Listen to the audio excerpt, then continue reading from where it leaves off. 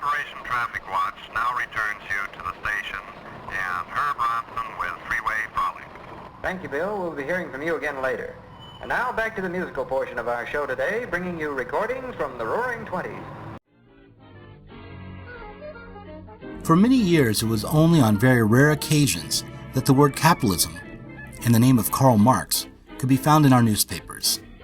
Today, in 2016, hardly a day goes by without our seeing them in the European and North American press.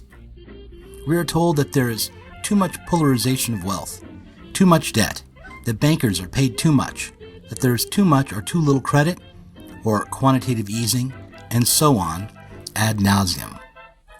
Some of the commentators purport all this as simply matter-of-fact news.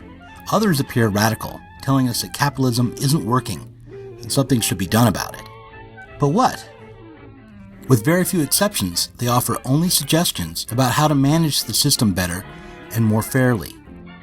On the 27th of May 2014, TV news programs informed us that an international conference on inclusive capitalism was about to begin proceedings. Its intention to deal with bad capitalism. No doubt the initiators of this conference had in mind a good capitalism to be rescued and properly organized. Has anything been heard of this conference since, let alone any news of its successes? In this book, we see the problem very differently. The problem is not how to manage the capital system, but how to get rid of it. Along with the Jeremiads about the faults and virtues of capitalism, we find reports and commentaries on the state of the working class. Has it disappeared? Do people still feel working class? What happened to the old working class and its culture and consciousness? And so on. Again, our approach here is very different. We do not mean by working class consciousness the feeling of individual working people about whether or not they are working class. The workers are a class of wage earners, the indispensable opposite of capital, its structural antagonist.